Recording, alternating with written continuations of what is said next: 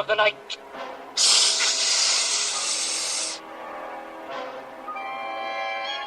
Who are you who interrupts my nightly feeding?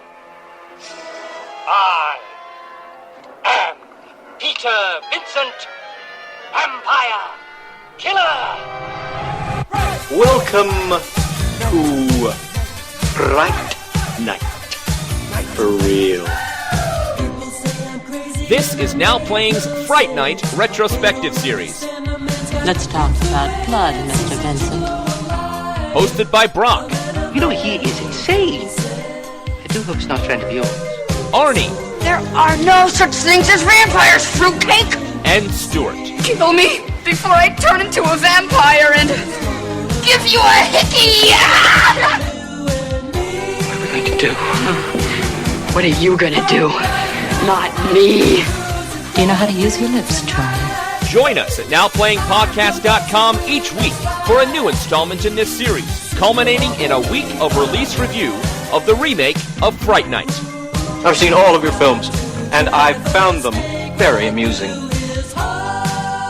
These podcasts contain detailed plot spoilers and mild language. Listener discretion is advised. I warned you. Charlie, I'm ready.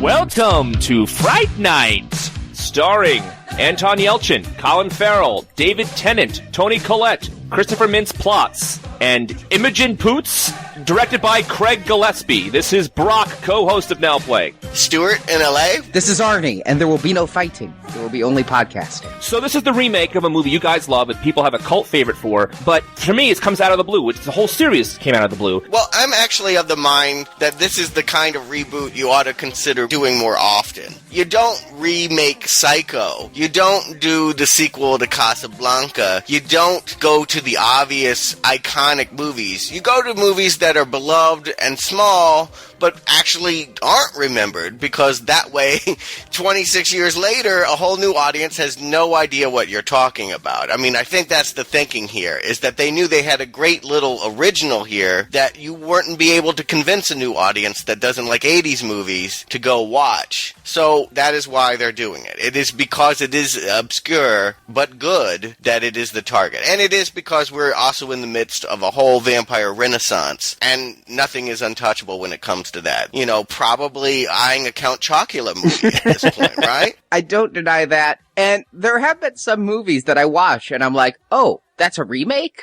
So certainly, if somebody loves something, that's a great thing to revisit and to be original with, because you can take the best parts, and yet nobody's going to hold it up like, say, we did Friday the 13th or A Nightmare on Elm Street and compare it to everything that's come before. Right. I mean, as much as I like the original Fright Night, and it was an important movie for my childhood, I don't think it's so perfect that they can't touch it. You know what I mean? It's not unassailable. There's a lot of new things they could do with it. I don't know why they need to build off of it, but if they're going to, it's intriguing to me. I said originally, I've been wanting a sequel to this that the actual sequel didn't give me, so maybe this is it. I was happy with the idea that they would return to this when I heard about the people involved. It really came down to the fact that this is a good cast, and this seems to be like it's in good hands. So my faith in it was a little higher than it would be if, say, they were making a sequel to Poltergeist. That cast you just talked about, Stuart, is exactly why my wife said, I want to see this movie. Mm-hmm. She had no interest at all in watching the first two. And when she saw the cast, she said, I have to see this. So when we went to the theater together, my wife and I were one of 8 people in our theater, by the way, when we saw the movie. Which is 2 less than mine. I went with my wife and our friend to a private screening of Fright Night 3D on Thursday night. There you go. There you go. I didn't know it was a private screening, but I thought we were just buying tickets. But we got there, and I felt like Siskel and Ebert at the movies in that whole big theater where the 3 of us going to sit. That happens to me when I go see little arty, obscure things. That never happens to me on opening night of a major motion picture horror film. You know, this is getting a wide release, but you would think that no one knew about it. I actually, as we're going to talk about the show, saw it a second time. I didn't go with my wife and friend. I went alone. and there was one other person. I chose to see the movie in real D, and I think that the inflated ticket prices, if you're ambivalent about a movie, if you heard about something and it looks kind of good or you're not sure, you're less likely to drop $18 on it than you would $10. And that's for LA prices, it was $18 to see this movie. My surcharge for 3D was $4. Yeah. And that was half the ticket price. That's pretty standard. I have to say, I've never heard a film come out yet where people bitched so much about the 3D prices. Brock was sending me text messages. People on Facebook are like, yeah, I'm seeing that in 2D. And this was filmed in 3D. You know, if you're going to go see Captain America, which was filmed in 2D, it makes sense. If you're going to see Thor filmed in 2D, Green Lantern, all of these make sense in 2D. But if you're going to ever see a 3D movie, it should be one filmed in 3D. But yet this is the one everybody's like, yeah, but I'm not paying that extra $4. I don't get that mindset. If I'm going to go to the theater and pay those crazy ass ticket prices anyway, shit, what's another $4? What we're seeing here is the fallout of Avatar and people 2 years later feeling like, you know what, it's not worth it in most cases. Yeah, in the rare occasion, it really can enhance an experience, like the camera movie, but for the most part, if I reflect on Green Lantern, it makes me angry that I gave more money for that production and the 3D was so subpar. And I don't think that people think of this movie being big enough to actually having been filmed with the 3D cameras. When, Arnie, you said we needed to see it in 3D, I'm like, why? It was a surprise to me to find out that they had enough faith in this to invest it with the 3D technology. Horror movies just come in 3D now. I really feel like it's the rare horror sequel or reboot that doesn't get the 3D treatment. It's the thing that makes it special, because those movies are so formulaic usually. What else do you got that's new? Well, 3D has been it for the past 2 years, but I think we got fatigue. I think that may be another reason why for such low attendance. People were not rushing to see it at midnight, and if they did, they weren't rushing to pay 3D prices. Yeah, Cameron better get Avatar 2 going fast, because I think this is past the turning point. And I actually got to see a preview of this in 3D when I was at Comic-Con. We talked about this a little bit last show, how I was at the San Diego Comic-Con screening with most of the cast there, McLovin and Colin Farrell and Chris Sarandon. And they did show some of the scenes that we're going to talk about in 3D. And one of the people there was, of course, director Craig Gillespie, who, of course, you know, I know from Mr. Woodcock. Who doesn't? Of course. Yeah. Listen, I watched half of Lars and the Real Girl. I turned it off. It was bad. Oh, I disagree completely. It's one of my favorite films of that year. It was a fantastically great movie. It was nominated for an Oscar for the screenplay, and rightfully so. I thought it was really, really great movie. He also has worked on the TV show United States of Terror. He's essentially known as a comedy guy, a quirky comedy guy. I agree. I've only seen Lars. I'll split the difference. I'm a huge Ryan Gosling fan, so I thought he was great in the movie. I'll see him in anything. Don't know if I thought the whole movie worked, but I really liked him in that movie. I liked the whole idea of the movie, but in watching it, it didn't work. Mr. Woodcock, hey, Billy Bob Thornton and Stifler together in a film, I'm there. Plus it's called Woodcock, but it was bad too. So I didn't have a very good feeling about him as a director going in. And it was made worse, as I've alluded to in the past, by the fact that this was written by Marti Noxon. Now, recently I had a friend come over and say he'd really want to see this movie called I Am Number 4. And it was written by Marti Noxon. And when I saw that in the opening credits, I was like, oh, she wrote this. Now, most people know her from her work on Buffy the Vampire Slayer. Her first job in Hollywood was writing for Buffy, and she evolved from a first-time screenwriter all the way up to executive producer and showrunner. And she ran that show right into the ground. Well, in her defense, though, that show was on its way out anyway. I did recognize her name, of course, from the same thing, and she did a little bit work with the Grey's Anatomy private practice people, too. So that's the kind of thing she does. When I see her name, Arnie, though, I don't instantly get the same reaction you do. When I see Marti Noxon, I think Buffy the Vampire Slayer, and because I think so highly of that show, unless I think about the 7th season. But the 7th season was hers. Saying that you like Buffy and you're not counting season 7 is like me saying I'm a big Van Halen fan, but I'm not counting Gary Cherone, you know? I'm agreeing with you that the later Buffy seasons, they got worse and worse as they went on. The show did pass its prime. But I like Buffy so much that I know she contributed some things to the stuff that was good. I'd be willing to bet, Arnie, that she wrote a few episodes that you actually enjoyed. Her name was on a few episodes that I actually enjoyed. That is correct. But as we've talked about on the show many times, a lot of writing is by committee, especially in television. I blame her for everything bad, and I give her no credit for anything good. Basically, yeah. I You know what? I understand that mentality. I can be that way about certain people. There's certain directors or writers, if I see their name, I'm just like, oh!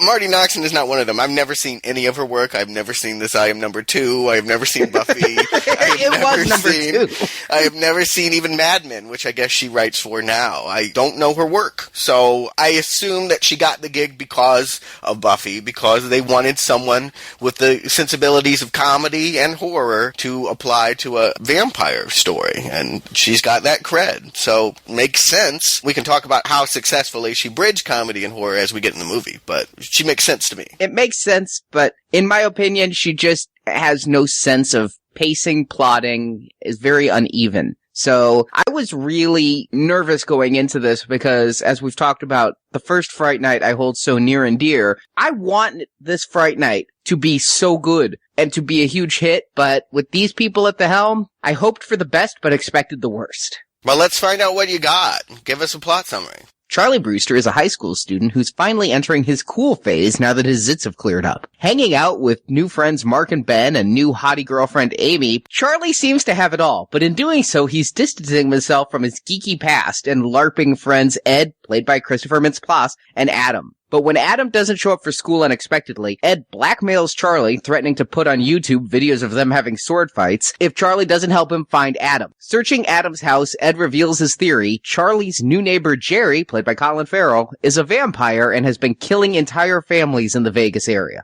Adam and Ed had been secretly gathering evidence against Jerry, and as such, Jerry kills Adam and his entire family in the opening scene, and after the search of Adam's house, Jerry chases Ed and changes him into a vampire. And when Ed goes missing, Charlie finds some videos Ed and Adam made in which Jerry isn't visible as he's a vampire. Charlie starts to believe, and when Jerry has an in-house date with the neighborhood stripper, Charlie calls the cops, and when Jerry talks the cops into believing Charlie heard the screaming of sex, Charlie breaks into Jerry's house finding a hidden collection of cells. Charlie breaks out the neighbor, but when they get out of the house, the stripper bursts into ash as the bite had turned her into a vampire. Not knowing where to turn next, Charlie's internet research leads him to local magician and occult expert Peter Vincent, played by David Tennant. But when Charlie tries to get real vampire info from Peter, Peter calls him a wacko and has him removed. But now the cat and mouse is over and Jerry is out to kill Charlie, his mother, and his girlfriend. Jerry blows up their house to make them leave. Then there's a protracted car chase ending in a wreck where Charlie's mother is seriously injured and hospitalized. But Peter Vincent calls Charlie. Pictures of artifacts Charlie left with Peter turned out to be legit and Peter wanted to offer information. But a vamped out Ed gets into Peter's penthouse disguised as a delivery man and Charlie and Amy fight Ed while Peter hides in his panic room. Ed is staked, but Jerry comes after them, and fleeing to a nightclub in the hotel, Jerry captures and turns Amy. Charlie waits for daylight and arms up to go take out Jerry, and is aided at the last moment by Peter Vincent, who brings a special stake that, if it's used to stake Jerry, all vampires Jerry turned will revert to human. A fight ensues where dozens of vampires crawl out of the ground and Peter is bitten, but Charlie sets himself on fire and flings himself at Jerry, staking the vampire, and Peter and Amy are returned to human, and Charlie and Amy get to use Peter Vincent's penthouse as a sex pad as credits roll. So there we have it, a lot like the original, but some key differences as well. The differences they made were huge in certain parts, and I loved the music in the opening credits, and I loved the font in the opening credits. Oh man, I hated the font in the opening credits. I couldn't even read it. The 3D made it worse. I love the scrawling. It was like someone did it with their fingernails and they were trapped in a cell or something. It was great. I don't know what the hell it was, but I know this. I couldn't read it. I had no idea who was in this movie based on the opening credits. I had no idea who produced this movie. All I know is it was hurting my eyes to attempt and read it because it was so in-your-face 3D and so wispy and white, and whoever did this should be fired because I think credits should be legible. Well, I agree with that last comment, but I disagree. I thought it was lots of fun. I thought a little bit of a mood was going on, especially with the organ. I love they used an organ with the music underneath it. I can't knock the score, but I can tell you this. I was missing the old score. This is the old fan of me going, they didn't get as close. Sometimes I could let everything go about my feelings about the original movie, embrace this movie's new turns, but with this score, when I think about how great Come to Me was, and just with a synthesizer and a bass guitar, how much mood and a cool vibe they got off that original movie, I don't think the score was anything more than serviceable for this film. It did not capture a spirit for me, although I agree, I like the organ. I think the score is fine, but it's by no means exceptional. I did, because of my love of the original, look on iTunes where they have the score for purchase for this, and I listened to it. Sounds like a million other scores, really. Sure. There's no reason to purchase this score, coming from the guy who purchases most scores.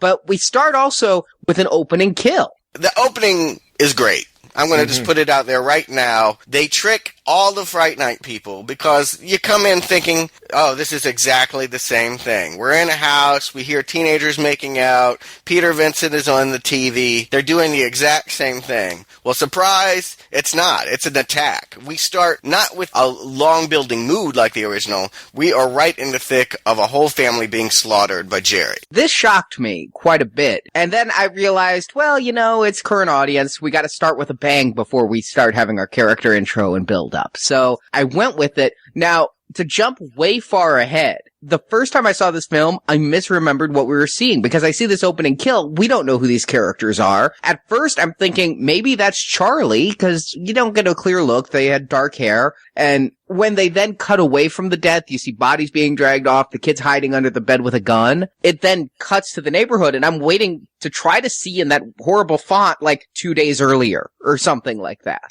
Mm-hmm. Okay, they were playing with the timeline. Yeah. And then, much later on, we find out that Jerry killed Peter Vincent's parents. And so I'm like, oh, that was Peter Vincent as a kid. Oh, so that's what you thought? I thought the first time walking out, I'm like, that opening kill was Peter Vincent's parents. Oh, okay. But then when I watched it the second time, I realized on TV was an ad for Peter Vincent, and they were talking about a girl coming out of a grocery store being bitten, which is something Ed talks about later. So I finally deduced that this is Adam. Yeah. Ed and Charlie's missing friend. Plus, we do see Adam in pictures and in old photos that Ed and Charlie have. I mean, we never see them in the present tense together, but we piece together that he was their third amigo in their nerd world. Right. True, but mostly he's behind the camera talking. You don't get very good look at him. And this opening scene is very quick. You don't get a great look at him here either. So I had some confusion as to what was going on beyond, oh, it's an opening kill. What I love about this opening kill is he's under the bed, scared out of his mind. He's looking towards the camera,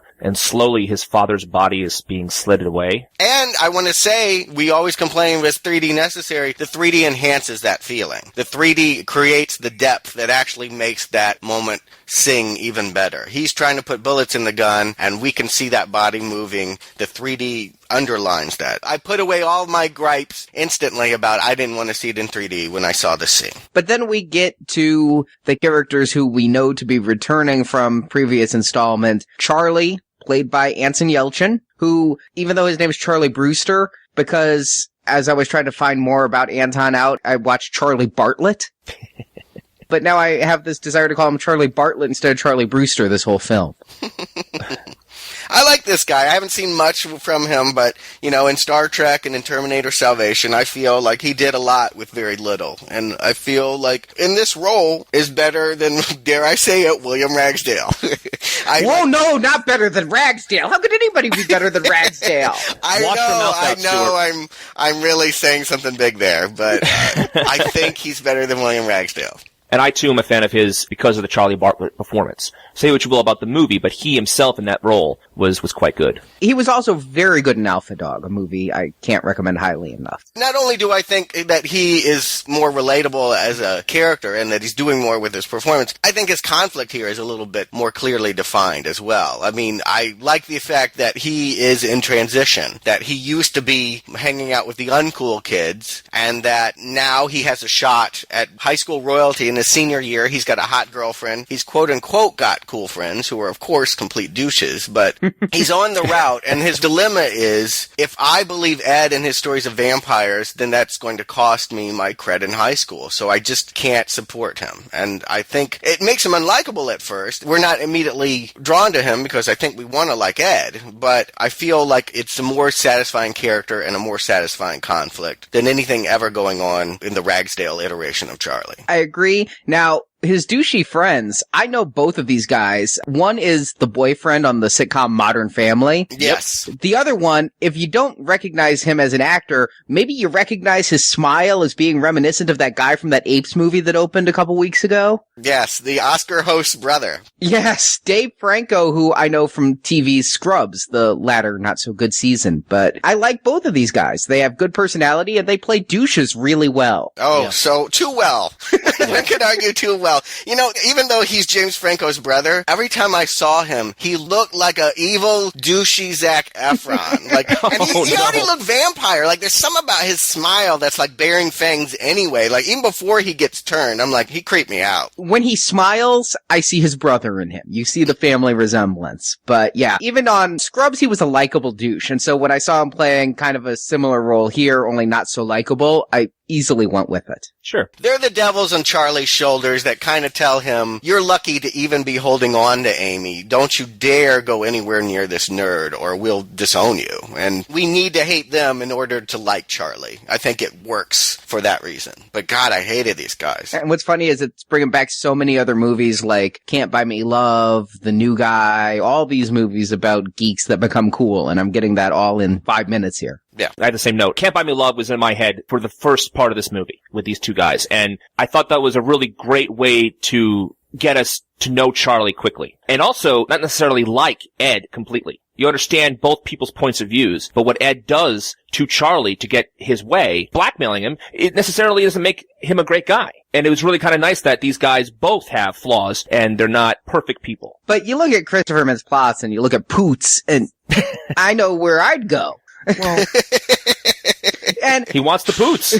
When Amy pulls up in the car, she's got two friends with her, and I'm like, Charlie doesn't just have a girlfriend. Charlie has a harem. But then we never see those two girls again. I thought that was a mistake. I thought those were easy vampire bait. Unless they're in the finale. There's a lot of things going on in the finale that I couldn't identify who the other vampires were. They might have been there, but I agree, I don't recognize seeing them again. So this is a radical departure from the original. Amy being hot. Very, very different. Amanda Bierce disagrees with you, sir. But, you know, they've definitely wanted to play it last time like she was an unexceptional, timid, sexually inexperienced woman. Whereas here, the presumption is Amy is a hot girl that could have anyone in the school that she wanted, and Charlie is way out of his league dating her. It's a new dimension. It is not how they play the original. How'd that work for you guys? I felt like it explained some of Charlie's timidness, right? Charlie's trying to be with her, and the very first time we see Charlie, his mom's like, well, how are things going with Amy? And he's like, well, she hasn't dumped me yet. Yes. He is constantly waiting for that shoe to drop because he feels he has to put on airs in order to impress her. She eventually tells him, I know you're a nerd and that's what I like about you. I mean, the presumption is if you idolize somebody, they must in turn idolize you in order for it to work out. But the truth of the matter is, usually they've looked past all of your fronts. I mean, it wouldn't take long to realize that Charlie is posturing here. I mean, he was, those sword fighting videos that he was doing with Ed, he was 16 years old. So it was maybe like a year or two ago. I mean, this is a recent transition of him going from nerd to cool. By the same token, that kind of self-doubt doesn't necessarily work for me because usually when you're that insecure, it damns the relationship anyway because the other person eventually gets frustrated with your neuroses. Well, wait for the sequel. I think it's coming. I'm going to wait a long time based on my theater audiences. Overall, though, throughout the whole movie, I very much like what they did with Amy and the changes they made to the character. But I don't think we need a repeat of the Amy character from the first movie in this one. I think it would have damaged the movie if we had that. And also, changing character, we've mentioned him a bit. Ed, no longer evil Ed, just Ed. Well, it would have been wrong to do a waxwork. It may have been even impossible for an actor to emulate what Stephen Jeffries was doing. But I'm of two minds with the McLovin Ed. I feel like on one hand, when you hire Christopher Mintz-Plasse, you're going to get what he's giving you, and he's doing exactly what he should. But on the other hand, he's just not as interesting as Stephen Jeffries. He's more tragic, you know, and more typical. I mean, he's exactly what you would expect from a nerd friend. He is giving you everything when you come into the theater knowing he's in this role that you think he's going to do. Whereas Stephen Jeffries, you never knew what he was going to do next or how he was going to respond to any given moment. Now, I've unintentionally seen every movie he's been in, except for his voiceover stuff, like Train Your Dragon. But Role Models, Year One,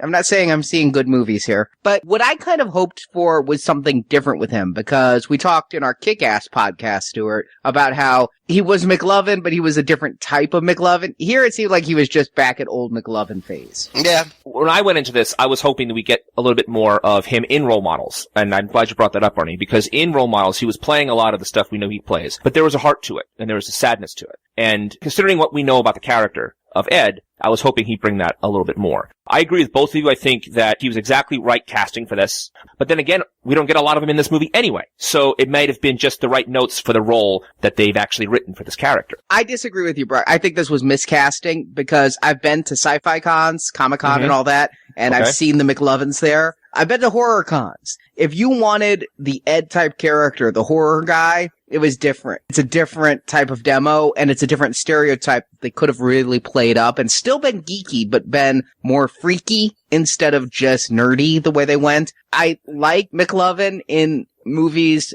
I like him here, but I just think they could have done better with this character. Well, he's not goth, and he's not horror guy. Right. It should be said, nobody here is necessarily a horror movie fan, unlike the last one where they both were. Here, neither one of them is into a horror scene. They're just geeks. They dress up like superheroes. They have Magic the Gathering posters in his room. I think it was a perfect casting for the role here, and I think he was a good choice because they're not going for that. They're going for, why would you believe this nerd who has the ability to go into a fantasy world? By the same token, he's still the guy who's going to start talking about staking the vampires and have the bag of weaponry and whatnot. So I felt like he was still playing that window into the horror world. The way he goes, Dracula's a character, not a species, things like that. I felt like he was still trying to be the gateway to horror that Charlie wasn't. Well, the gateway to fantasy. I changed the word horror. He is the one that still wants to play make-believe, and Charlie will have none of it because it's going to cost him the hot girlfriend that he's wanted and coveted. It's a good conflict. I think we're all pretty much on the same page, but maybe on opposite ends. I'm right in the middle. I think he works. I'm not sure who would have been a better Evil Ed other than going with an unknown. But at the same time,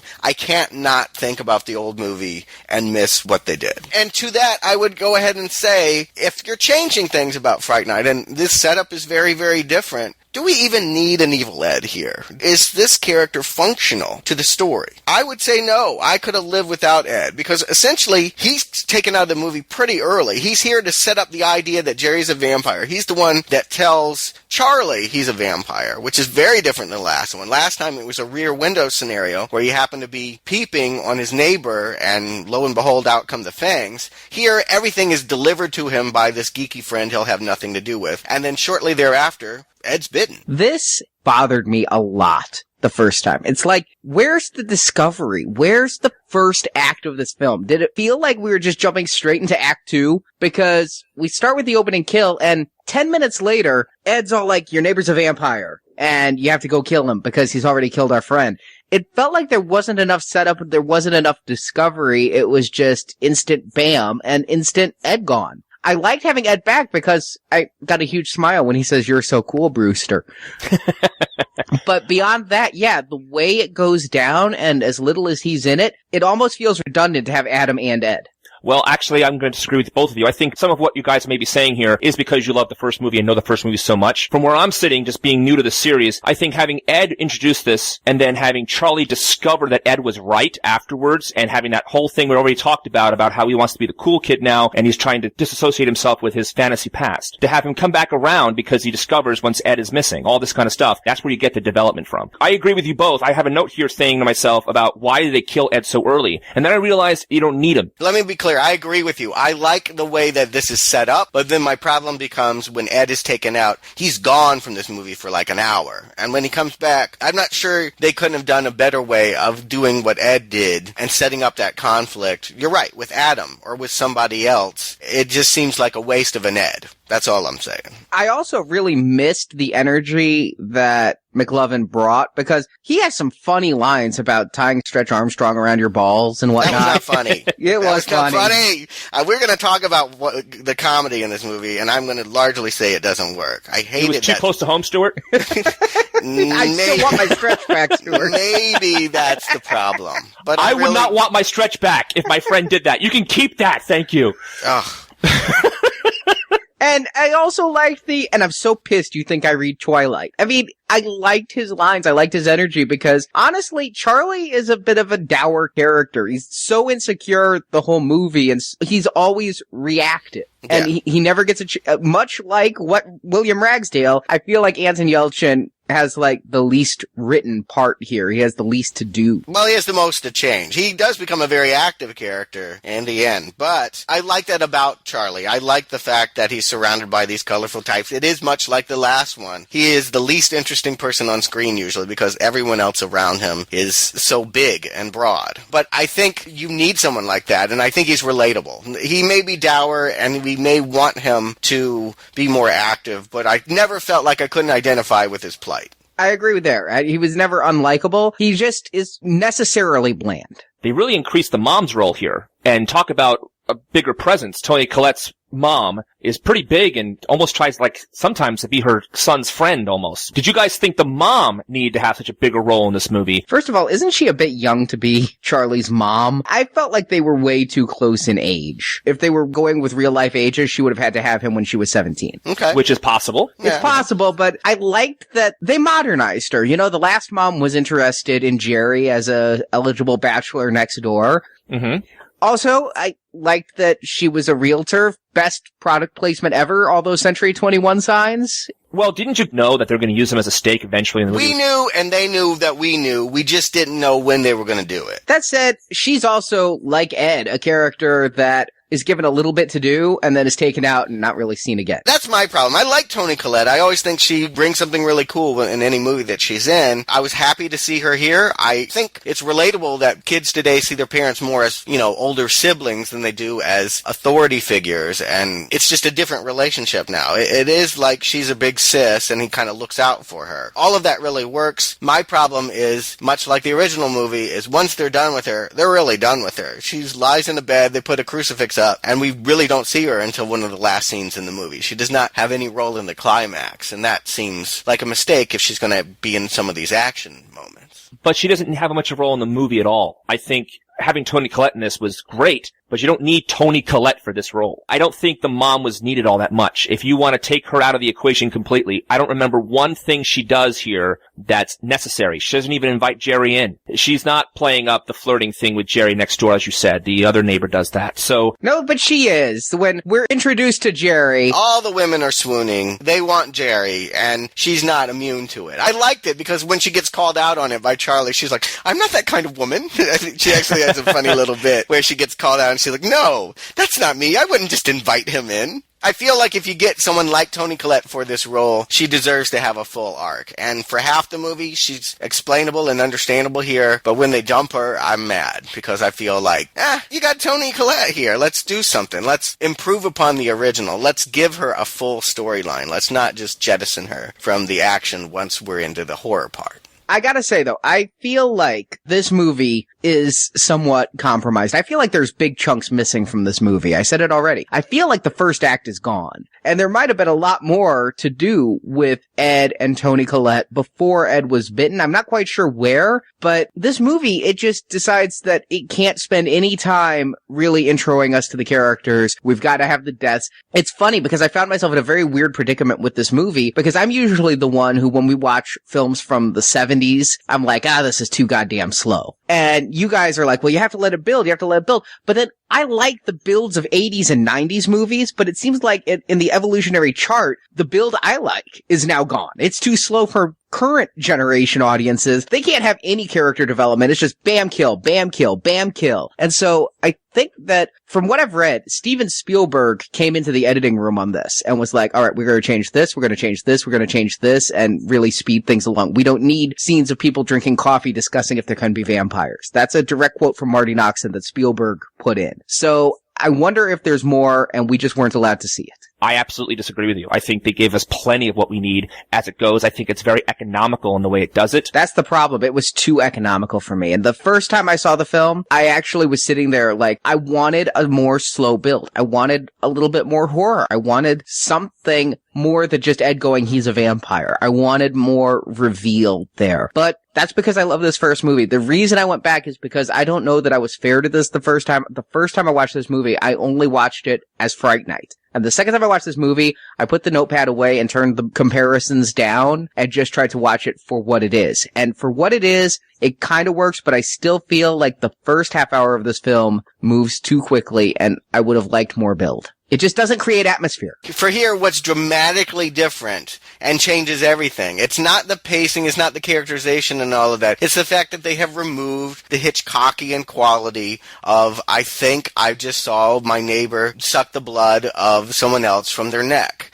That was the hook of Fright Night. Was that it was Rear Window. And here, that is all gone. It is not about a kid slowly discovering that his neighbor is a vampire. He comes to that realization rather quickly. It's entirely different. The relationship here is, there is a man in the neighborhood that is treating me like a boy and is taking away my girlfriend and my mother, and I have to be the man to fight him. And it's just an entirely different story because of that. That said, they're blessed with an incredible gift of having Colin Farrell playing the antagonistic man of the hood. This movie gets nothing else completely right. I'm going to say right now, Colin Farrell, this movie would be nowhere without him. He is incredible in the film. I agree. I'm so glad to hear you say that because you guys were so high, and I liked very much, but you guys are so high in Chris Sarandon's performance from the first movie. And so to hear you say that, Stuart, makes me happy because I thought I was going to have to fight both of you on this podcast about Colin Farrell as the vampire in this movie. Oh, no argument. It's really clear. In fact, I dare say anyone could challenge him as not being great in this movie. It's a different movie,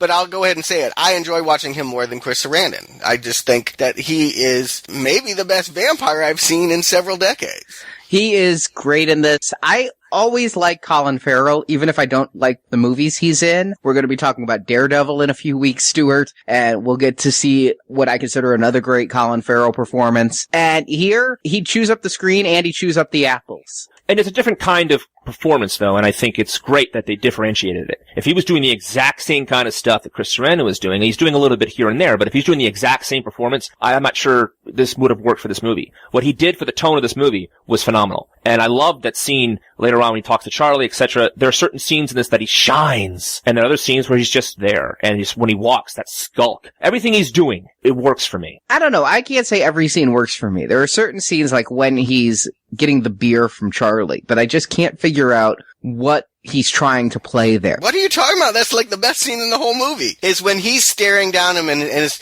pretending to be like, hey dude, and you can just see from the flare of his nostrils and his eyes that he is just sizing him up. Like, has he figured out who I am? How am I going to handle this? He is trying to figure out what he needs to do about Charlie. He's waiting for Charlie to invite, and the longer that Charlie prolongs that, the more he realizes he's got a problem. I love his lines there where he's like, your girlfriend, she is ripe. I bet there's a line of guys dying to pluck that. I love the delivery there, but I just can't decide, is that supposed to be threatening or is it supposed to be buddy-buddy? But that's the point, Arnie. I mean, that's the point this movie is making. Guys are shitty to one another. Buddy-buddy of a bunch of alpha males is really an antagonistic, nasty little game about who can get the chick.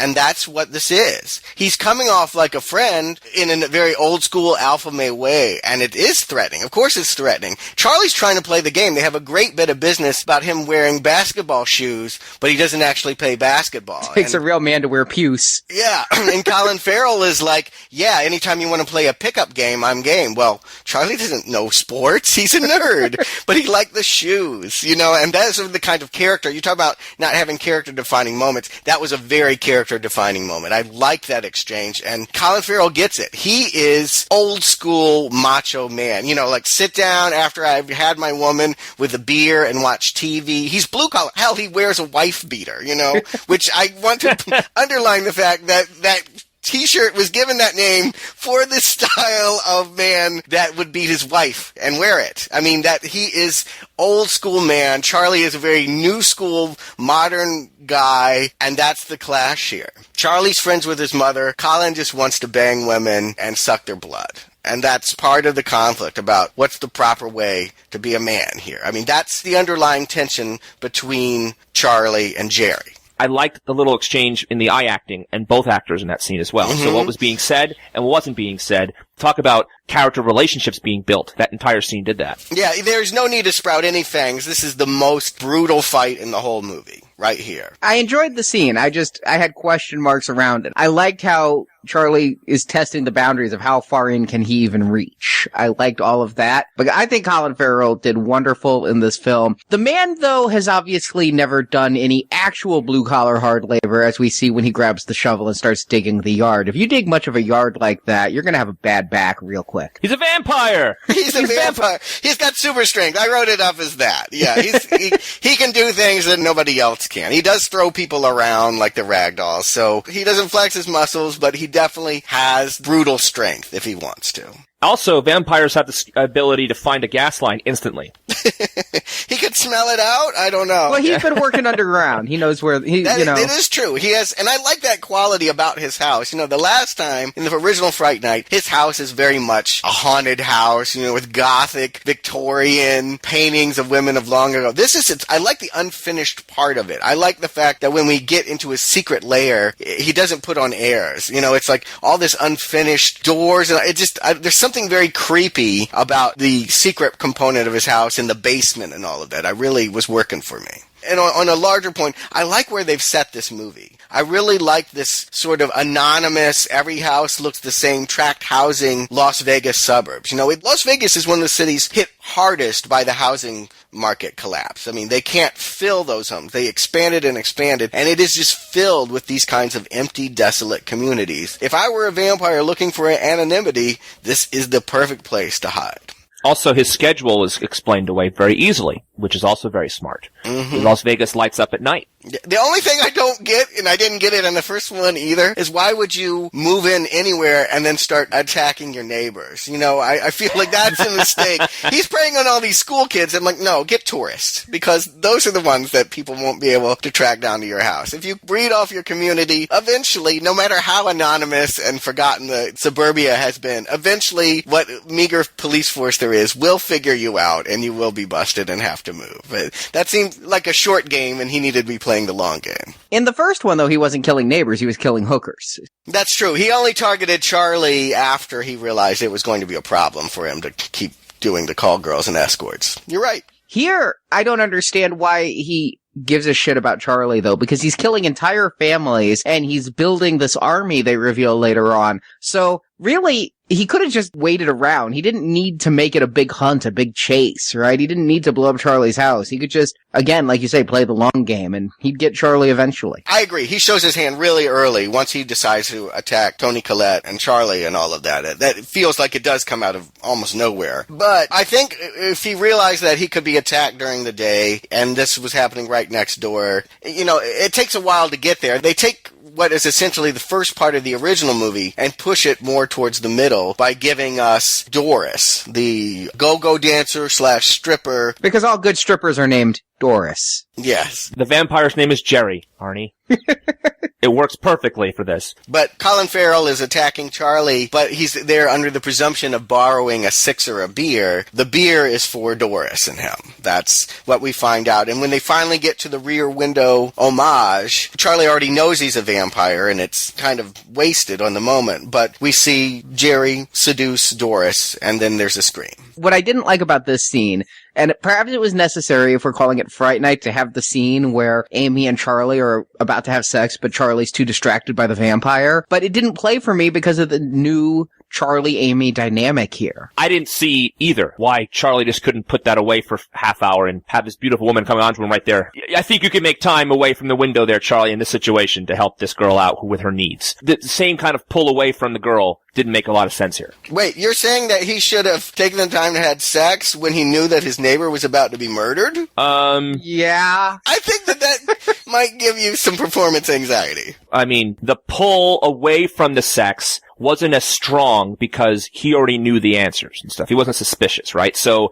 I think the scene didn't work as well as it did in the original movie. Her frustration makes no sense to me because they don't have this relationship that we had before where Charlie was constantly interrupted by other things. It was a one-time thing, and the way she storms out just didn't play right for me. I just didn't think it played as well as it did in the first movie. Yeah, we can all agree on that. The conflict was more understandable in the first movie. By making her more sexually confident, we would assume that she would just be a little bit more forceful in the scene rather than running away. But maybe she wants a man. I mean, I think that's an underlying thing here, is that at the end of the day, she wants someone like Colin Farrell that's just going to Colin Farrell, when he's having his beer exchange, says something to the effect of, women need to be shown and tamed. And on some level, that's what Amy is wanting out of Charlie. She likes a sensitive guy. She knows he's a nerd, and she likes that about him. That's why she's drawn to him. But she'd also like just a little bit of alpha male here, and he's not able to deliver it. Yeah, I mean, there is that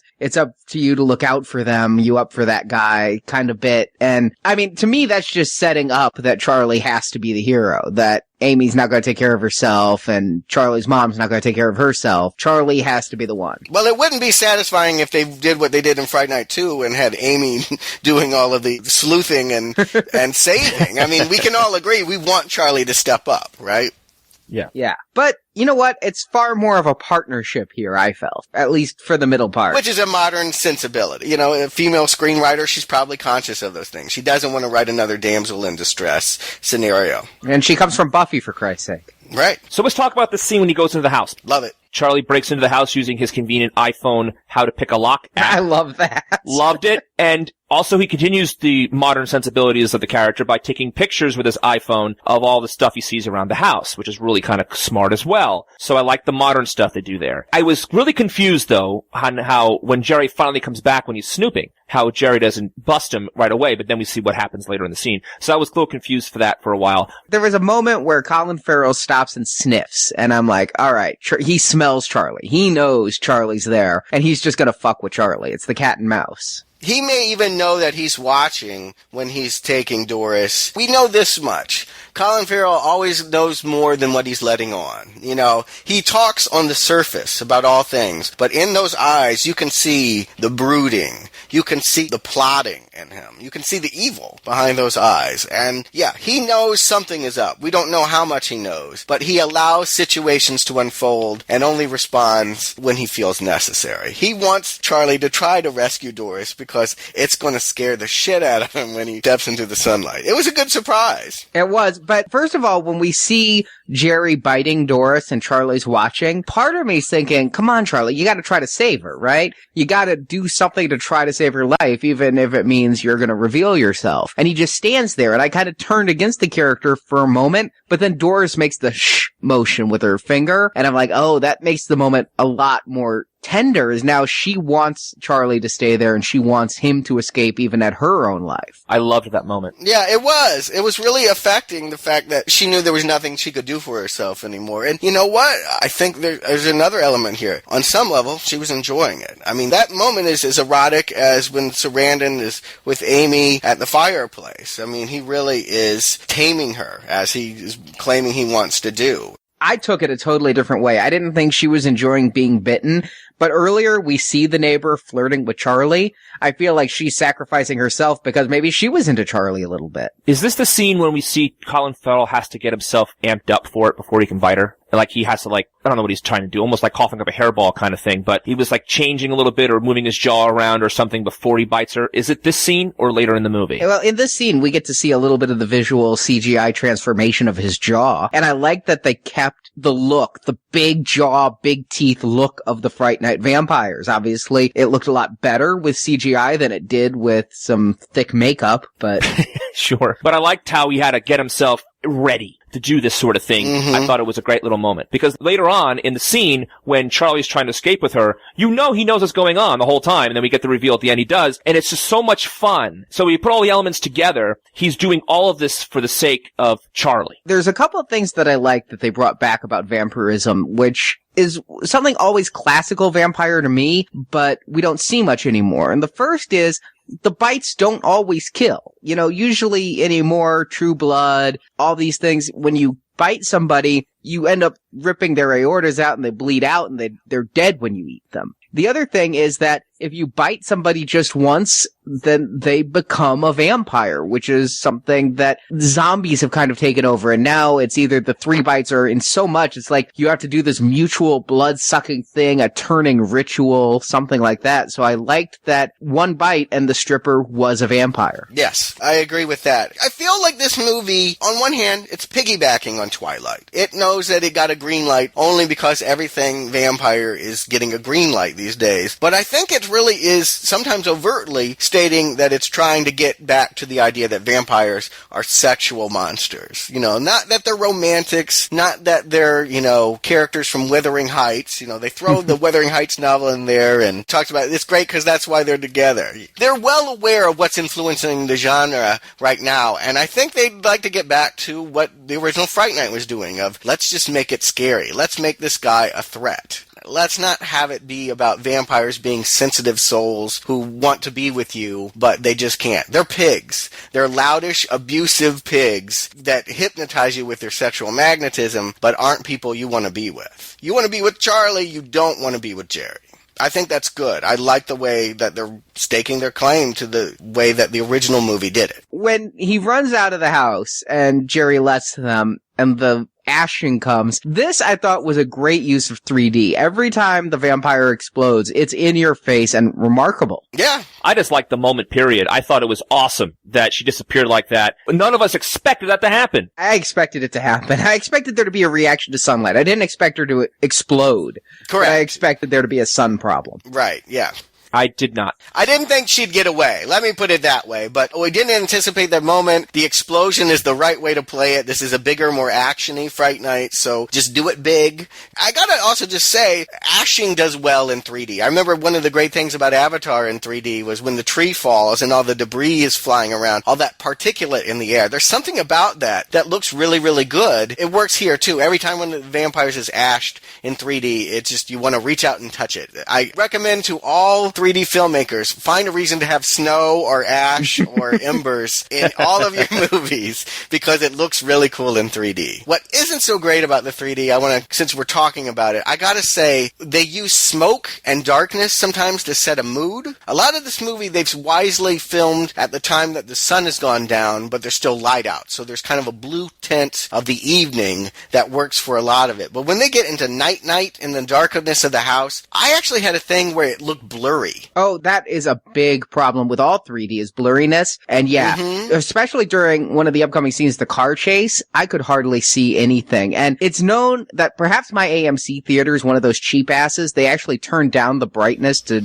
Yes. And they do that more on the 3D films. And because you have the darker glasses, the bulbs actually need to be turned up to compensate for that. But I'm almost wondering if parts of this movie wouldn't be better in 2D. You'd lose the ashing, but God, there was so much I couldn't see or so much that was so blurry during action scenes that it frustrated the hell out of me. We did talk about this during Final Destination 5. The same thing happened to me there. When you have a bunch of glass breaking and there's a bunch of things on the screen, it was very blurry. When it was a few pieces that were highlighted, it was crystal clear. And did the same thing here for me too. And so I think it's all in one kind of area. It doesn't work. But when it's separated, even by a centimeter, it works much better. And it's just, maybe it's a technology, maybe. I think also some of it is just the camera movement because we get to a scene a little later on. Jerry blows up the house in a way that I find completely stupid, pulling up the gas line, and I don't know that would actually work, nor do I like the thought of him ripping it out. But they have a car chase after that. And it's so fake. Everything feels so fake. It's like I have seen more realistic Xbox games. The way the camera's moving all around in unrealistic fashions and you're seeing all this.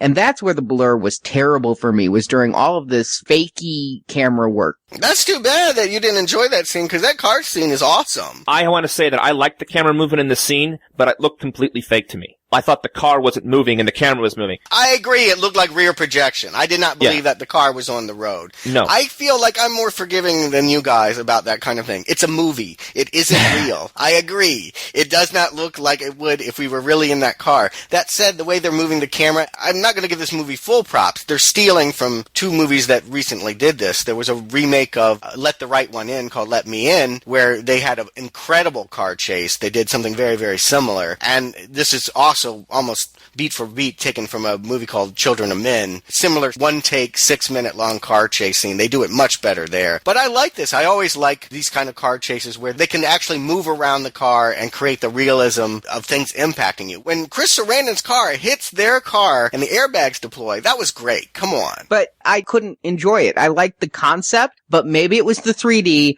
maybe it was the CGI, but the people never looked real to me. It looked like digital avatars. I never thought these people were real people in this car. And it was because of so much CGI, fake 3D camera work.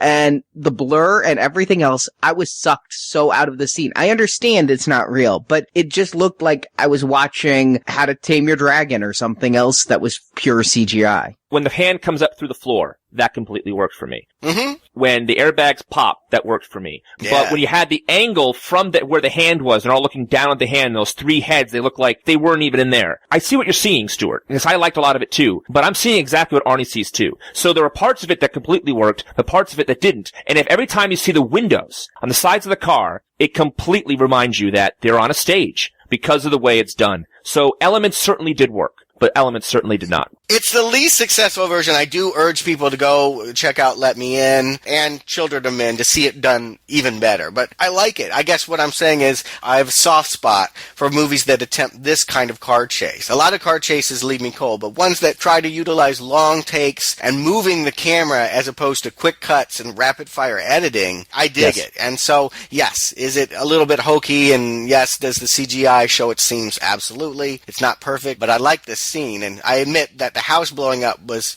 kind of a ridiculous way to start it, but I liked the whole sequence. I thought it was pretty exciting. Oh, I disagree. I didn't mind the car chase so much, and I liked when he's standing in front of his truck and Charlie says, hit him. But then when he starts dragging under the car's going at high speed and he's punching through the floorboards, it just seemed ridiculous to me. And this from the action movie lover. It's the wrong type of thing for all of a sudden your vampire to be the Terminator. And I was getting Terminator 1 flashbacks. No, you're right. That's what they're doing. At this point, you're right. It has left the horror genre and the comedy genre completely, and we're in a big old action movie, which they haven't really done in either of the previous Fright Nights. I thought it was conflicting with tone for the rest of the movie. When you take me so far out of the scene, reminding me that they're on a set, I thought Johnny Dangerously, when the car was staying still and everything in the background was moving. You shouldn't stab me in the back with a Century 21 sign. My mother stabbed me in the back with a Century 21 sign. Once. And then that's when we get it too. And I loved how he was barking like a dog, and I laughed out loud when he saw Chris Sarandon. I thought that was great. Yes, that was coming. Now do you guys agree with me that he looks like a homeless Dennis Miller? Isn't Dennis Miller a homeless Dennis Miller? Yeah, I wouldn't want anyone to look like Dennis Miller at this point, but he's aged. What do you want me to say? He's certainly not Jerry from 1985. But I love the appearance. You know, they always have to have somebody from the old cast come back at the right moment for the new one. This was the perfect time to bring in Chris Sarandon. We're not expecting it. Yeah, it was great. And it's the second time we see Chris Sarandon in a car wreck. Child's playing now. Yeah, true. Did you notice in the credits he's playing JD? I did. What does that mean? Jerry Dandridge. Oh, I didn't put that together either. I didn't get it. Yeah, that meant, I'm like, why even give him a name? I thought he was anonymous motorist, but all right. They're smarter than me. I liked his cameo. I was happy to see him there. He gets taken out, adds to the body count. Yeah. We knew that the signs were coming, as you said, Brock. Yep. We knew that those things were going to be stakes, but I didn't think it was going to be in that moment. It was good to give Toni Collette something to do before they completely throw her out of the movie and throw her in the hospital bed for the rest of the movie. I don't even understand. Yeah, we see her stab him with the sign, and the next thing she's in a coma. Presumably it's shock. It's terrible. It's like the screenwriter just announcing, I'm completely done with this character. She's gone. And I feel you have to justify those things. It never works for me when you just so coldly write someone off, particularly an actress I really like and want to see. The problem I had with it was we don't know exactly why she's in there. Yeah, she was in a car wreck, but so were the other two. So why did she have more injuries than the other two did? No, she was in the car the whole time. I know. I don't get it. No, don't get it. But, of course, we have a lot of other characters. We haven't even mentioned the character that's going to play the big part in the second half of the movie. Peter Vincent, David Tennant. Now, I have never seen David Tennant in anything before. I'm not a Doctor Who fan. I'm a Tom Baker Doctor Who fan. I guess that shows my age. Like, I haven't watched Doctor Who since 1986, so I know that he's a beloved Who, but Tom Baker and the scarf will always be Doctor Who to me. And you're right. It's a big, iconic character, but the reason I watched Doctor Who was David Tennant. And he did a lot of things he was doing in Doctor Who here, where he was having this broad comedy and then get intense very quickly, and you believe it. The man is a very talented actor, and when I heard he was in the movie and in this role, I thought it was great. What they did to the character and to the role, I also very much liked. They kind of modernized the whole thing, and I very much like the tone of it. I feel like they couldn't get Russell Brand, so they called David Tennant, and it worked for me. What I love about the Russell Brand thing is, as he's talking to Charlie during the interview, he takes all the makeup off, the wig, the sideburns, the mustache, and I love they went that way. If they kept him in Russell Brand mode the entire movie, I probably would not have enjoyed it as much. The fact that he had to take it off and we saw the real guy was a great move by this movie and the screenplay. I don't like David Tennant in this movie. I knew that I would be the minority here, but I can honestly say this is perhaps the biggest change they've made that made me pine for the old one. I miss Roddy McDowall in this, and I don't feel like David Tennant comes close. For a couple minutes, I thought it was cute that they were doing a Chris Angel joke, and I liked the idea of modernizing it as a modern-day magician who fights vampires on a Vegas stage show. That's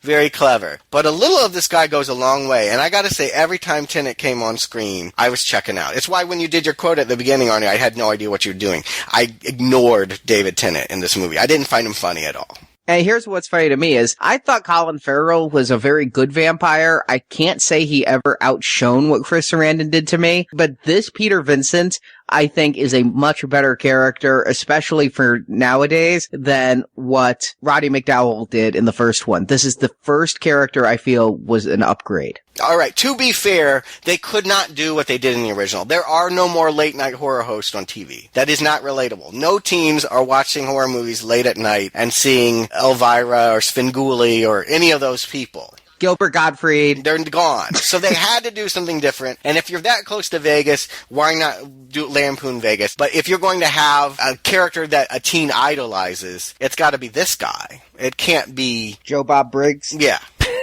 Or Peter Vincent, vampire killer from British Hammer horror movies. I really like this character. I really like David Tennant's performance in this. And I do like the actor. But I do think what they did with the character is also a great step up also, because you guys remember in the last couple of podcasts, I wasn't as big on that character, what Roddy McDowall was doing, as you two were. Yeah. And so this one for me really works. I loved that when he finally reveals that his parents were killed by vampires, I thought that was a great choice for the character, and talk about a little bit of exposition for the character going a long way. It certainly explains a heck of a lot about all of him. What they do with that, I hate that it was the same vampire. Yes. There has to be more than one vampire in the world. That is ridiculous. And then have Jerry remember his parents. It wasn't like he turned his parents into a coven. They're vampires now. I know. For 5 minutes in their lives, this guy met each other and he remembers them? Bullshit. I liked it much better when I thought the opening scene was David Tennant. I now think that's what they should have done, is the opening scene should have been David Tennant as a child, Peter Vincent's parents being killed.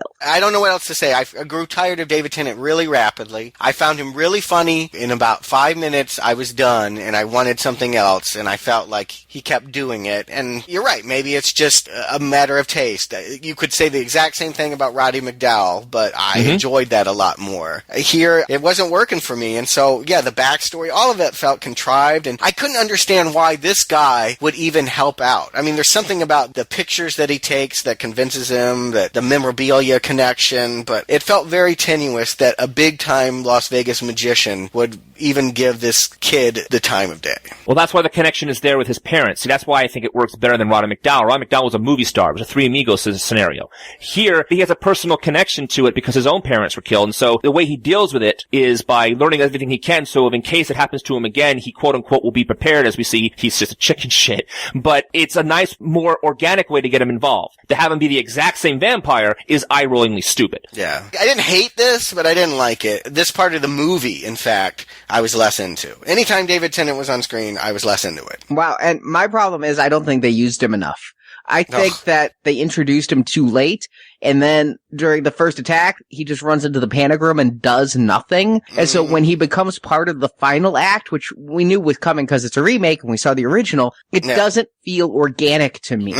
I think that they should have used him a little bit more. They tried to bring back, when he's running into the panic room, the fraidy cat, cowardly lion Peter Vincent that Roddy McDowall was doing, but it doesn't fit the character David Tennant is doing. So the character Tennant brings maybe wasn't the one in the script. I understand he ad-libbed a lot of his lines. I thought he brought a great energy. I especially liked his back and forth with his Hispanic co-actress. I thought that was all hysterically funny stuff, but there was too little of it, and when he tries to become Peter Vincent, Fearless Vampire Killer, it doesn't work for me at all. I want to know how he knows where Charlie lives, you know? Yeah. I had the same note. Maybe they're missing scenes. Maybe this is part of the excised cut. Maybe there is a lot more talk here. I agree with you that he needed to be introduced earlier. He is, for much of the part, just an ad running on the television sets or a face on a website. We don't meet him until very, very late, and he doesn't become important to the plot until the very, very end. And in the end, my problem with Fright Night, or at least a complaint we all aired, was that it ended up being about Peter Vincent. Here, I never feel like it's anything about Peter Vincent. By fixing the problem and making Charlie a much more active character in the finale, did we even need Peter Vincent at all? My thing is, though, once Colin Farrell becomes full-on homicidal vampire, we lose that cool swagger energy he has because he's just now a monstrous killer. We don't get to see any playful side of him anymore. And I think that's why they bring in David Tennant when they do, is to keep that kind of energy on the screen. And for me, it worked. But the problem is, it was too jarring. It was too abrupt a transition. I think we needed more Peter Vincent than just the ads on the television early on. The whole movie is paced really poorly, I feel. Yeah, I agree with you. There is an imbalance here. There are moments that I like, and then it slows down or speeds up, and it feels very weird when Ed comes back into the movie. It's a surprise, because we're in the penthouse of Peter Vincent, and we know that something's coming. It's invisible. They have a great little bit with they've invited a messenger up, and they slowly dawns on them, why is a messenger coming at 2 a.m? But we don't think it's Ed, but the Ed death is just not working for me. Ed Wire Fu was awful. When they start having him do the backflips and the ninja moves, oh my god, that should have been cut. That was just awful. It looked so fake. The actor obviously is so uncomfortable with the rigs, if he even moved at all. Just terrible. When he does come back in, you do completely forget about him. And I think the reason they did away with Ed early because Ed wasn't as big a deal in this movie. To bring him back here is a nice surprise because I thought, when it said messenger, we saw the police outfit in Jerry's closet. So I thought it was Jerry coming up to wear because he had that messenger outfit. Yep. And sure enough, it was him. So it was a nice surprise. So if we didn't know the original Fright Night, I think you guys would have liked the surprise a little bit more. No, I like the surprise. I'm not saying I didn't like the surprise, but then I didn't like anything else that happened once I got over being surprised. Yeah, exactly. I think the clumsiness and the wire fu, I took it as this guy's a brand new vampire and has no idea what he's doing or how he can do it. But then he wouldn't be doing it at all. It was completely that the effects were just hokey and the actor didn't look comfortable in it. If he fell on his face when he tried to do a backflip, that's the vampire not knowing his powers. This is just poor casting or poor use of the cast you have. Also, it was Death Becomes Her a little bit too. I couldn't get that out of my head with his head was hanging off to the side. The only thing I liked was it's that Amy saves Charlie by bringing in the big mace and smacks Ed in the face. Well, don't you love how Amy is that modern kind of woman? She's not the paralyzed in fear that she does take charge. I thought that was a great thing. I also thought that the David Tennant Museum of Artifacts was a lot of fun to have. I mean, convenient, of course, but it's kind of fun that they have it there and they use it. Whether or not a glass full of holy water would have evaporated in a glass case is to be debatable. I can't believe it was full of water. Maybe he refilled it once a week. We don't know. Maybe, but I do like the whole idea of the scene where it was set and that everything was at their disposal. Let me be really micro-specific. I agree with the conception of having an action scene in this moment, in this place, using Peter Vincent's tools. All very fun. My problem is specifically with how Ed has been relegated to being a small heavy. In the original movie, you felt like Jerry targeted Ed because there was a kindred spirit. Maybe it was kind of a gay thing. Maybe it was just that we both like the occult. But you felt that there was a really charged, tender moment. The tenderest moment of Fright Night was when he turned them. In this one, he's turning all the kids into vampires. There's nothing special about it. Ed is one of 30 that are buried under the ground. And consequently, he's just just kind of meaningless. And him coming back and being a vampire doesn't really change the way Charlie feels about their past friendship. It doesn't work their storyline any better. And then just to have him killed, not even in the way that was so memorable in the original movie, it's a waste. I don't know what else to say other than if you're going to do Ed, do him right. If you're not going to do Ed, I would have been fine with no Ed in this movie. I feel like they should have had no Ed in this movie. If they named him Steve, would have made a difference to you? If it had been Adam, the original guy, I think that would have moved it along much better. So the baggage of who Ed was from the original movie might be coming in here. If you actually name this character Philip or something else, and then have his generic friend who he dissed in the beginning of the movie and comes back later, you would not have as big a problem with it. Is that what you're saying? Yes. If you're going to imply that you were going to do what you did in the original movie with this character, you better do a close approximate or don't bother. Agreed. For me, not having the same connection to the original Ed, although I did love Ed's arc in the original movie, here I didn't mind as much because it's just his name is Ed as opposed to it's exactly the same character. It's not the same character. And so that's why it didn't bother me as much as it's bothering you. Yeah, I just like the fact that Jerry, it was a special relationship. Jerry didn't bite everyone. Jerry had a passion. He targeted women, and that was his thing. And then Ed came along, and he saw something special about him. Here, I feel like the MO is off for Jerry. Jerry is doing everybody, and he's choosing to pick on neighbors when he ought to be getting bozos on the strip that are drunk. Except he doesn't kill them. He bites Ed, and Ed goes back home and then leaves early, to hide out for the day. Yeah. His parents don't even know he's gone or anything. So he's creating this army. It's not like he's actually murdering. Do we understand what the army is going to accomplish? No. I don't. That's a big problem with vampire films in general is beyond their need to feed, the overall everybody's becoming a vampire is always a weak point. Yes. I think we're going to encounter that with Blade in a few weeks too. Okay. I'm glad you brought up Blade. In that movie, they have vampires are able to get killed by silver like vampires. Here, they use silver bullets and things and it doesn't affect him. He says werewolves or something like that and he pulls a bullet out or something. I found that curious because I never heard of it before when I watched Blade about silver actually affecting vampires. They use it in True Blood. I can't remember how far back it goes. Okay. Silver bullets are certainly werewolves, Yes. but I've seen silver used against vampires a good number of times. Just Okay. not here. And it, apparently crosses. It kind of pissed me off that the cross burst into flames when Jerry touched it, but yet it didn't bother him. They kind of drop a line about, do you have faith? But if I hadn't seen the first one, I'd be very confused by the crucifix scene. Yeah, they're trying to recreate the cleverness, the self-awareness that Fright Night had about being essentially a remake of Dracula. It was an ironic 80s Dracula remake where they're aware that they're following this old storyline. Here, they're not so much remaking Dracula as they are just redoing the old movie. And sometimes when they go back to do the old movie stuff, it's just not working. The crucifix scene in the original, so powerful because you think Peter Vincent brandishing that is going to have an impact in the way Chris Sarandon just crushes it. Your heart sinks. Here, it's just an effect. He has to do it because that's what happens in a Fright Night movie. We've seen it before and he's got to hit his marks. But it dramatically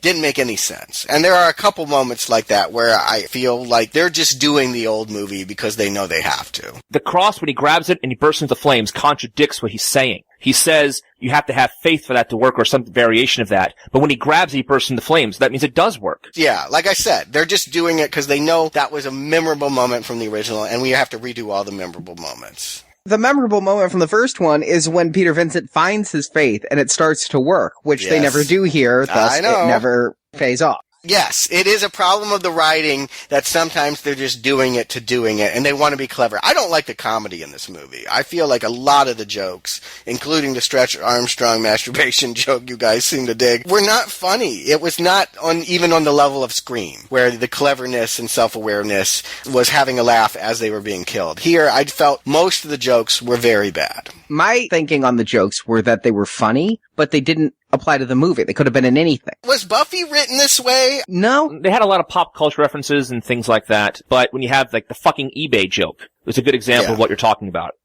I liked that one because it actually pertained to what was going on, but a lot of the stuff, like a lot of the body kind of super bad humor in here, a lot of the sex jokes, while funny, didn't fit the movie we were watching. When David Tennant's going in the hole down to Jerry's basement, he's like, I'm going down like a cheap date after a drink. It's like, well, that's a funny line. I don't know why it's in this movie. Yeah, it steps out of the movie too much. It becomes like a epic movie, scary movie kind of joke, as opposed to something someone might actually say to lighten a scary mood. Not that they have to go for realism, but it felt too self-aware. It felt too clever. It felt too knowing. when David Tennant tells his assistant, go fuck yourself, and she says, I will, somebody has to, the entire audience laughed, all three of us, but that doesn't mean it's a smart joke for this movie. Well, I think the eBay joke is funny in the moment too, Arnie, but I do see what you're saying. At certain points, the jokes didn't fit. It was trying too hard. I mean, I found the original Peter Vincent funny just in the fact that he wasn't trying to tell us a joke. He was just doing what he thought he should, and it was so over the top, it was comical. And here, I definitely felt like David Tennant was playing to us, the audience in the movie theater. I still liked what he did with it. I still enjoyed watching him. But yeah, it felt like he was breaking the fourth wall quite a bit. Mm-hmm. And we get to this final attack, and, you know, it's fine. It's actiony. Amy has now been turned into a vampire. We have the Deus Ex Machina that the stake will turn everybody back, which explains, Stuart, your problem from the first one. Why can't Ed change back? Well, we didn't have the magical stake. Right. Which I hate, though. It's so stupid. Oh, I agree. It doesn't work, but they're trying to explain things that didn't work in the original. They're just explaining it in a lazy way. The one big thing in this movie I didn't like was this stake. As soon as they dropped it, I'm like, oh, crap. Basically, they know that they have to turn Amy into a vampire, but they're never willing to keep her that way. And I gotta say, this movie fooled me, because at one point when he's thrown in the room with her, and we get the great wide-fanged smile, I'm glad they brought that back, even though I don't think it works as well CGI as makeup. I thought it looked better, and I thought it looked also very reminiscent. She looked just like Amanda Bierce in that moment. Yep. Yes, she did. No, I agree. They clearly modeled it on that. I still think it looked better on Amanda Bierce than it does as a CGI smile, but it's great. It's a great moment. When she gets staked, when he actually puts the stake in her, I thought maybe, just maybe, they were going to not bring her back. I knew she was going to be fine. I did. I thought, wow, they killed Amy, and I would have gone with it. But here's the problem is, part of me was like, really? They did that? But the other part was, if they were going to do that, why would they have this magical stake? Yeah, no, you're right. It doesn't really make sense when you think it through. But I thought, yeah, the real battle here is not about Amy. It's really about these two guys. And, like, that's what's happening. If they get nothing else right about the climax, I'm really glad that they had it Charlie against Jerry. I mean, he puts on the flame retardant suit and lights himself on fire. All of that really worked for me. It had to be these two going at it and not Peter coming in with his stake and solving it. Of course, he didn't use the actual, what was it, the nail, right? Didn't he say a nail? There was a crucifixion nail, which I loved because it reminded me of part 2 when they bring back all this really obscure stuff like roses and shrouds. Right. I was like, crucifixion nail, damn, that is obscure. But then they end up just using fire and stakes and sun. It's overkill. They set him on fire, then pull him into the sunlight, then stab him in the heart. But they used the idea, the flame retardant suit was the idea so he can get close enough to use a crucifixion nail, but he ends up using the power repelling stake. So that was kind of weird. But I did like the idea of it, and I liked the climax because of it. Before that happens, though, I love that Colin Farrell dances around the sunbeam. Anytime Colin Farrell's on screen, I'm enjoying this movie. And I'm enjoying the climax because he is still doing his thing, even when he gets obscured by the makeup and the CGI. We still see the performance. I loved when he finally dies, he actually turns back to Colin Farrell for a second, he drips a single tear of blood. Love that part. And the 3D is good here, right? When the face is leaning out and all of that. Looks pretty good. Yeah. Pretty good. None of the 3D really astounded me, but it was pretty good. It was never better than in the car chase when it was also never worse. I disagree. You know, my favorite 3D moment is when he's turning Ed and Ed breaks into an abandoned house and says, you can't come in here. And the way they framed it, when he steps through the doorway, he's coming right out at you in 3D. And that's such an important moment in the movie. They're establishing a rule about when a vampire can and can't enter the world. I thought, hey, that's a smart way of using 3D. I feel like 3D here, I'm against 3D. All right, I'm against this whole trend. I'm certainly against the price. But if we have to do 3D, I feel like these filmmakers utilized it well enough that I didn't resent them for it. It didn't feel like a con. I didn't feel ripped off watching the 3D version of this movie. I think throughout it looked good, with a few blurry exceptions. I don't agree. But I do like a couple of scenes that have nothing to do with anything in the 3D aspect. The nightclub scene with the people, I really thought the people bounced out pretty well. And the opening shot with the street sign, the street lamps and things like that, I really got a nice depth of field there too. But at the end shot with Jerry's face and the whole thing there, I liked the 3D there very much. But overall, I did not think this movie had anything to do with a 3D experience. I didn't need the 3D experience at all. And I think even though a couple of moments were nice, I would have been just as happy to watch this particular movie in 2D. I honestly wish that on my second viewing I could have seen the 2D showing. They're not showing it here in 2D, except once per day. So if you wanted to see this, unless you pick that 2:00 showing in the afternoon, you are seeing it in 3D. But I think that so much of this movie was dark, so much of this movie was blurry, that while I did like some of the 3D effects, like the ash and such, I really wonder if I would have preferred the movie could I actually see some of it. So, Stuart, Arnie, do you recommend Fright Night? Stuart. I'm going to come in on a recommend side here, and I'm happy that it went this way. I didn't have a lot of optimism. I didn't like a lot of what I saw in the trailer. There are problems, and I would say that if you were a purist, if you hate the idea of remaking this movie, it's not going to sell you on it. There's no reason that this movie should exist other than we're doing everything vampire right now. That said, it's been done by good people who have found interesting takes on the material and had fun doing it. And consequently, for all of its myriad of problems, I would say it is a better redo than Fright Night 2 was. So, as someone that was a fan of the original and wanted to see it continue, I'll take what I can get. Fright Night 2011 works well enough to give a mild recommend. Arnie. I walked out of that movie, and I turned to my wife and my friend, and I said, well, that wasn't very good, was it? And they both looked at me like I was crazy. They're like, did we see the same movie? And I kept talking about how there were so many things that the first film did so much better. And both of them were like, nah, the original was hokey and we don't like it, but we like this remake.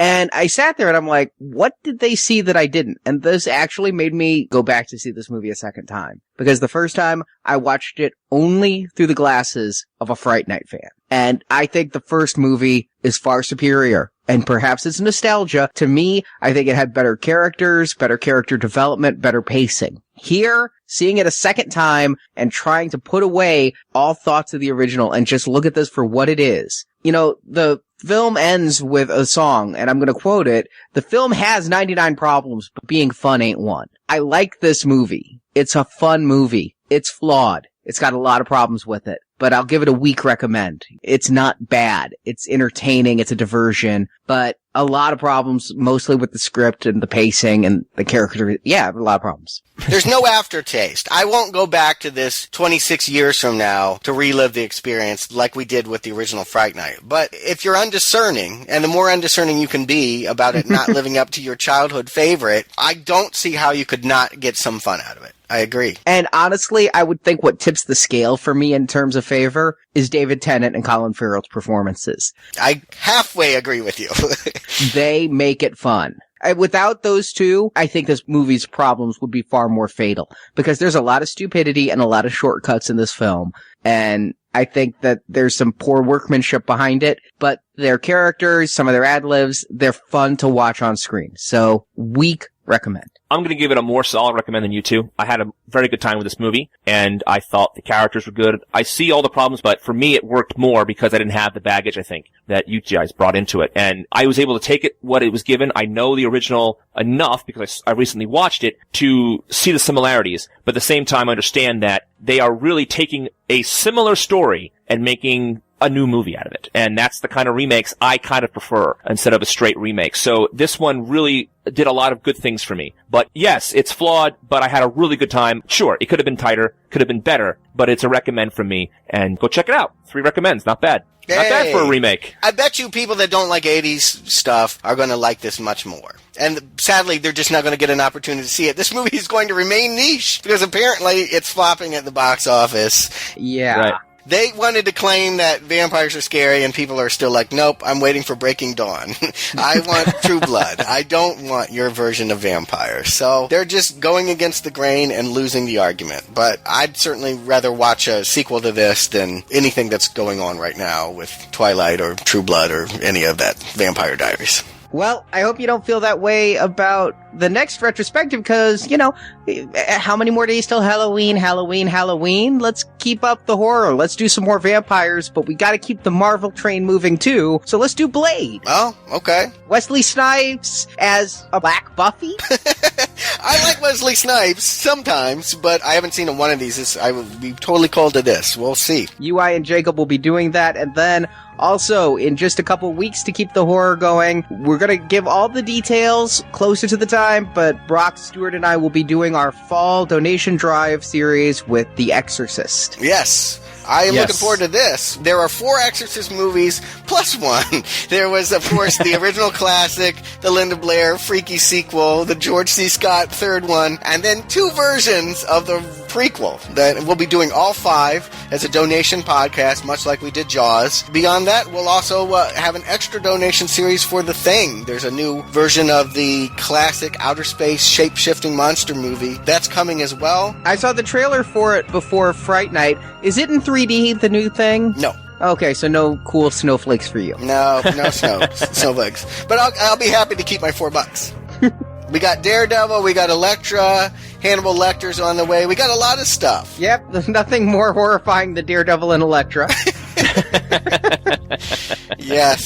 So, a lot of good stuff coming. And if you want to hear stuff we've done already, you can go to our archive section at nowplayingpodcast.com, and you can also find a link there to our forums where you can discuss those movies and this review. Now that you listen to it, let us know what you think of Fright Night. You can talk about it in our forums, or go to our Facebook page and discuss it with other listeners like yourself.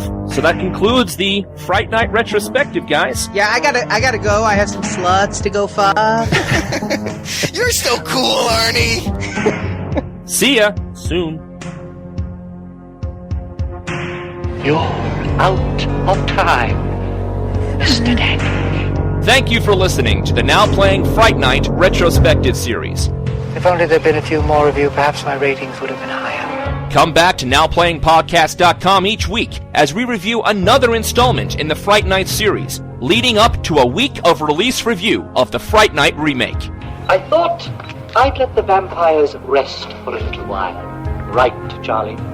And in the NowPlayingPodcast.com archives, you can find reviews of other film series, such as Friday the 13th, Scream, The Lost Boys, Final Destination, Halloween, and many more. We also have individual movie reviews for films like Avatar, The Human Centipede, and Scott Pilgrim vs. the World. I expect we have a lot of the same interests, in horror movies and the occult. And while at NowPlayingPodcast.com, be sure to join our forums where you can discuss these films with other listeners. Now that I've been made welcome, I'll probably drop by quite a bit. In fact, anytime I feel like it. You can also follow Now Playing on Facebook and Twitter, where we post announcements of new episodes and where the hosts post movie mini-reviews. You know, like an orgy of the damned? Links to our social media pages are at NowPlayingPodcast.com. That might also explain your fascination with low-grade melodramas. I am so proud of you. Support from listeners like you help keep Now Playing operating. You can find a link to donate using PayPal at the bottom of our website, NowPlayingPodcast.com. I have a $500 savings bond. I'll take it. You can also show your love of Now Playing Podcast by shopping in our store, where you can buy Now Playing t-shirts, coffee mugs, mouse pads, and much more. The link to our Cafe Press store is available at our homepage. Come on, dude.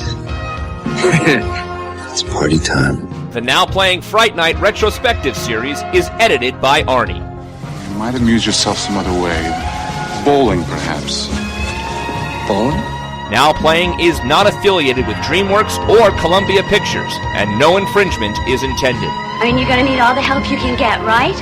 Somebody like Peter Vincent, for instance? Yeah. The opinions expressed on Now Playing are those of the individual hosts, and may not reflect the opinion of Venganza Media Incorporated. There.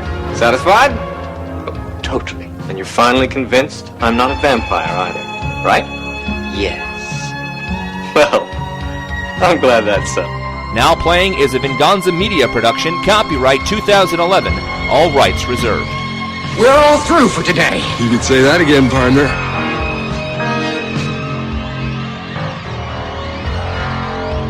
See ya.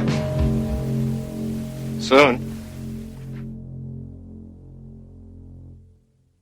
Oh, you're so cool, Brewster. I can't stand it. Imogen Poots? Imogen Poots? Directed by Craig Gillespie. This is Brock, co-host of Now Playing. Oh, you're so cool, Brewster. I can't stand it. This is Arnie, and there will be no fighting. There will be only podcasting. No fighting? Fighting. There will be no fighting. There will be only podcasting. Did you guys not watch this fucking movie we're about to review, for Christ's sake? I didn't watch it twice, ergo I don't know what quote you're talking about. I didn't hear the T. I thought you said fining. I'm like, okay, I'll pay my bills on time then. I have no idea what you're quoting. Yeah. I'm gonna pop your cherry. Come on, David Tennant! These were very memorable lines in Fright Night. Then that explains... Okay, yes. Yeah, all right. Oh, you're so cool, Brewster. I can't stand it. So today we are talking about the remake of Fright Night, the summer release of this remake, this cult favorite that gets a remake of all the remakes we've done and now playing. You want to start that over because you sound like me in the first one where I'm like, I'm so excited to be talking about Fright Night. Let's talk about Fright Night because I like Fright Night and Fright Night is very frightening for Fright Night. You were like that with remake. It's the remake. You kind of were, actually. Oh, you're so cool, Brewster. I can't stand it. So we're discussing the remake of Fright Night. Of all the remakes we've done here and now playing, I'm going to say the word remake 1,000 times more to make these two laugh, remaking the entire show. Basically, what I'm trying to get at is... Oh, you're so cool, Brewster. I can't stand it. It was nice to go to see a movie for now playing when my wife actually wants to go. Or me. I can relate to her. Did she go to Green Lantern? No. No, we need to go see movies together. Oh, you're so cool, Brewster. I can't stand it. Now, recently I had a friend come over and say he'd really want to see this movie called I Am Number 4. And he hadn't seen it, and so I'm like... a friend came over and made you see it. Truthfully. This isn't Marjorie? This is not Marjorie. This is the third person that we went to Fright Night with, actually. Okay. And he was saying how... Is he your friend anymore after you keep talking the movies he takes you to? Yeah, he went to Green Lantern with me as well. So... Oh, that's right. You like that movie. All right, moving on.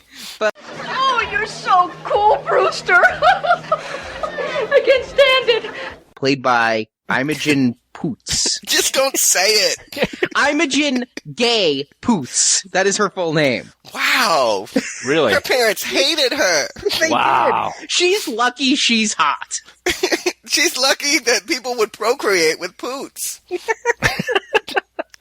Some people like it in the Poots. You don't usually get a baby out of it, but yeah, sure. I'm just surprised because that's kind of, that's a deal breaker. Wow, you're really hot. What's your sign, baby? What's your name? Oh, never mind, I'm out. Carlos Estevez thinks she should change her name. Everyone thinks she should change her name. Who's Carlos Estevez? Oh, wait, that's Charlie Sheen. Yes. Ah, got it. Got it. Nice. All right, anyway, go on. Sorry. I'm like, Carlos, you didn't know I think she should change her name. Everyone thinks. Who the hell cares what Carlos thinks? Oh, I get it. Oh, you're so cool, Brewster. I can't stand it. He was also very good in Alpha Dog, a movie I can't recommend highly enough. Oh, I haven't seen that one yet. Well, I recommend it. So... You go now! Yes, hold on a second, guys. I'll be back in 2 hours. I'll be back in 1 hour and 36 minutes. Yeah. Oh, you're so cool, Brewster. I can't stand it. What's that little shit from High School Musical? Charlie St. Cloud? Zac Efron. Oh, you're so cool, Brewster. I can't stand it. Poots pulls up in the car. I'm going to start calling her Amy now. Yeah, I agree. Stop with the Poots. Yeah. I feel like for some reason it feels like an insult, even though it's your surname. But yes. It's like if we had somebody whose name was Balzac. Oh, you're so cool, Brewster. I can't stand it. This movie would be nowhere without him. He is incredible in the film. I agree. I need to use the bathroom, and I will be right back. What a segue. Oh, you're so cool, Brewster. I can't stand it. That's what Poots is asking for. That's what... Oh, you're so cool, Brewster. I can't stand it. I think that's good. I like the way that they're staking their claim to the way that the original movie did it. staking No their pun claim. No pun intended, but I didn't necessarily want you to call it out. Some jokes aren't good when you actually go, see, you did that! Yeah, okay. Oh, you're so cool, Brewster. I can't stand it. Recommend to all 3D filmmakers, find a reason to have snow or ash or embers in all of your movies because it looks really cool in 3D. Backdraft 3D, you're there. No, I have to think about that. But, yes. Oh, you're so cool, Brewster. I can't stand it. They are trying to recreate, you might appreciate this, Arnie, because I'm about to knock Marti Noxon, but they're trying to recreate... Oh, you're so cool, Brewster. I can't stand it.